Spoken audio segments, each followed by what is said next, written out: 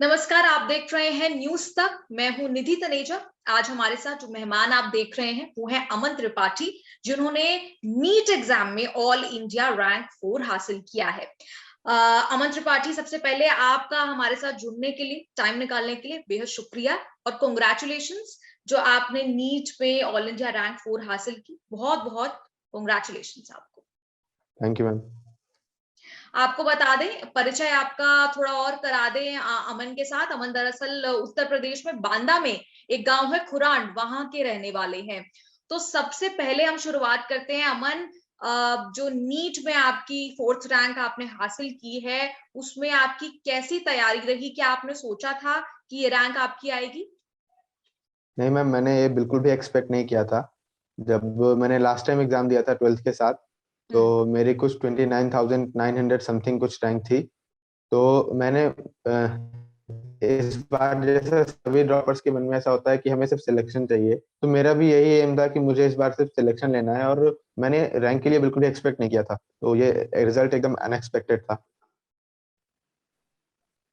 Unexpected definitely था, क्योंकि जैसे आपने बताया कि आपका एक बार पहले भी अमन दे चुके हैं नीट का एग्जाम, और उसमें 2020 में आप दे चुके हैं। उसमें अमन की 29,000 करीब कुछ रैंक आई थी, और आज वो रैंक 4th 2021 में हासिल की है अमन ने। तो अमन, डेफिनेटली इसमें आपने बहुत इम्प्रोवाइजेशन तैयारी आपने अपनी और बड़ी की होगी, और आपने हार्डवर्क इसमें डाला होगा। तो क्या फर्क था जब आपकी 29,000 रैंक आई और चौथी रैंक तक पहुंचने के लिए क्या आपकी तैयारी पूरी रही? मैम, लास्ट टाइम मैंने कुछ मिस्टेक्स करी थी, जैसे कि सब्जेक्ट में जो मतलब जो छोटे टॉपिक्स होते हैं उनको ध्यान से नहीं पढ़ा था, और जो एनसीईआरटी होती है स्पेशली बायो में और केमिस्ट्री में, उसे भी मैंने लाइटली लिया था और ऐसे ऊपर ऊपर से ही पढ़ता था। तो वही सब गलतियां थी, और फिजिक्स में भी कुछ गलतियां हुई थी मुझसे। जैसे मैं सिर्फ थ्योरी थ्योरी ही पढ़ता था, कि सॉरी, सिर्फ न्यूमेरिकल के पीछे भागता था कि नहीं मुझे थ्योरी तो आ ही जाएगा। लेकिन जब 2020 में जो क्वेश्चन पेपर था उसमें फिजिक्स के कुछ क्वेश्चन थ्योरेटिकल भी थे, तो वो भी वहां भी मुझसे गलतियां हुई थी। तो उन्हीं गलतियों पर मैंने इस बार काम किया, जो मुझसे लास्ट टाइम मिस्टेक्स हुई थी। जी, और साथ ही साथ क्योंकि पैंडेमिक भी था, पिछले 2 साल अब लगा लें तो पैंडेमिक रहा, तो कहीं ना कहीं पूरी जो पढ़ाई है वो ऑनलाइन शिफ्ट हो गई।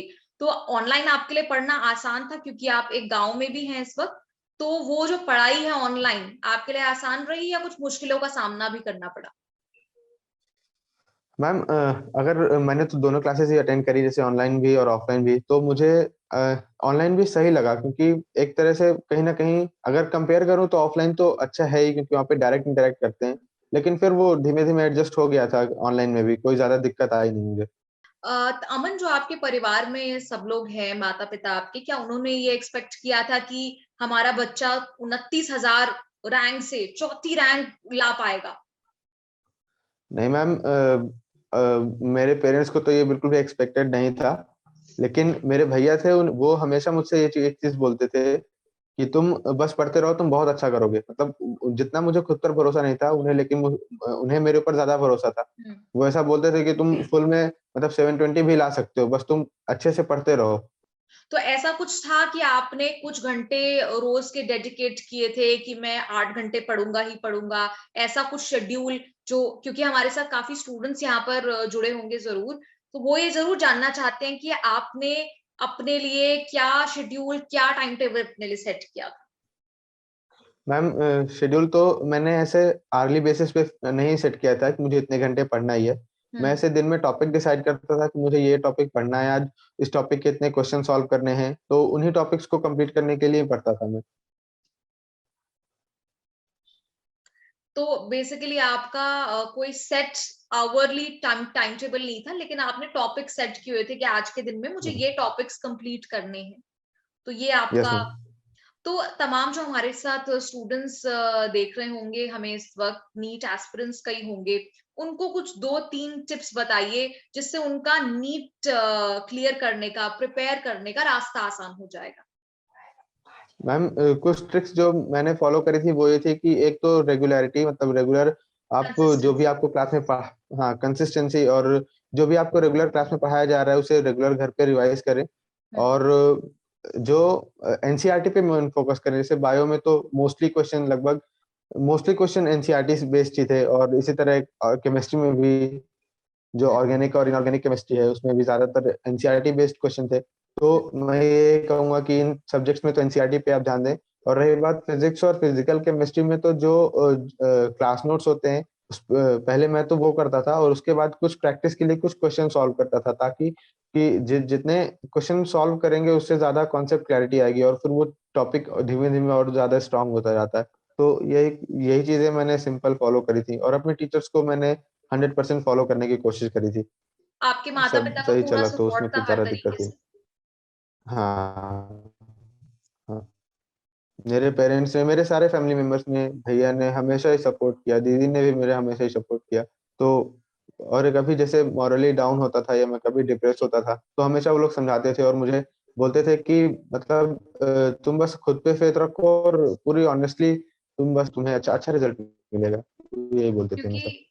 फाइनेंशियल सपोर्ट से भी ज्यादा सपोर्ट होता है साइकोलॉजिकल सपोर्ट जो पेरेंट्स आपको देते हैं। क्योंकि एक बार, क्योंकि हम इमेजिन कर सकते हैं कि अगर आपकी 30,000 के करीब कुछ रैंक आ रही है, तो ज्यादा चांसेस ये हैं कि आप कहीं ना कहीं खुद भी डिस्करेज हो जाएंगे और आसपास के लोग भी आपको कहीं ना कहीं डिस्करेज करेंगे कि अब आप हम्म। छोड़ दो, मत करो। लेकिन आई थिंक आपको अपना मनचाहा कॉलेज, अपना मनचाहा जो आपको जगह चाहिए थी वो आपको नहीं मिल पाई थी, इस वजह से ये आपने दोबारा से ये यस एग्जाम मैम। दिया। हाँ मैम, पिछली बार तो जो रैंक थी उसके हिसाब से तो यूपी में कोई भी गवर्नमेंट सीट नहीं मिल रही थी मुझे। हम्म। तो और फिर इसीलिए मैंने ड्रॉप किया था, क्योंकि मुझे ये कहीं ना कहीं पता था कि मैं इससे कहीं ज्यादा अच्छा डिजर्व करता हूँ।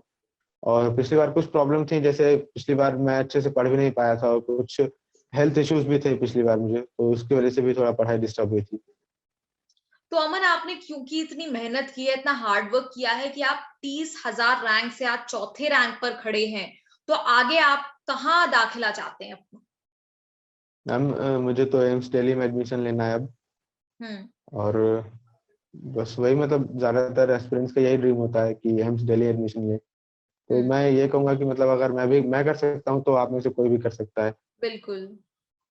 इसमें। यही मैं बाकी स्टूडेंट्स जो आपको इस वक्त देख रहे हैं उनके लिए आप बहुत बड़ा इंस्पिरेशन है हर तरीके से। क्योंकि मैं ये इमेजिन भी नहीं कर सकती कि कोई 30,000 रैंक से चौथे रैंक में आ जाए, यानी टॉप 10 के अंदर आ जाए। ये एक बहुत ही मुश्किल और कई कई बार ये नामुमकिन सुनाई पड़ता है, लेकिन क्योंकि आपने कर दिखाया, आप जरूर इंस्पिरेशन है। प्लस आप गांव में रहते हैं जहां हो सकता है कि उतनी फैसिलिटीज ना भी हो, लेकिन जैसा आपने कहा कि आपको फैसिलिटीज में ऐसी कोई दिक्कत नहीं आई। तो अमन, थैंक यू हमारे साथ जुड़ने के लिए। साथ ही एक आखिरी बात जो आप सभी स्टूडेंट्स को कहना चाहेंगे जो भी नीट के लिए प्रिपेयर कर रहे हैं। मैम, मैं उन सभी से यही कहना चाहूंगा कि आप खुद पे फेथ रखें। पहले चीज तो आप कभी, आपको खुद लगना चाहिए कि मैं ये कर सकता हूँ। मतलब हम्म। अगर आपको ही खुद पे भरोसा नहीं है, कि अगर आप खुद पे कॉन्फिडेंस नहीं हो पा रहे हैं कि मैं कर पाऊंगा या नहीं कर पाऊंगा, तो फिर ज्यादा मुश्किल होगा आपके लिए। तो मैं ये कहूंगा, पहले खुद पे फेथ रखें, और अपने पेरेंट्स की और अपने टीचर्स की हमेशा बात फॉलो करें। थैंक यू सो मच अमन हमारे साथ जुड़ने के लिए। हम उम्मीद करते हैं कि बांदा के गांव का ये लड़का जब दिल्ली, एम्स दिल्ली में आएगा तो पूरे देश की सेवा करेगा। थैंक यू अमन हमारे साथ जुड़ने के लिए। Thank you so much.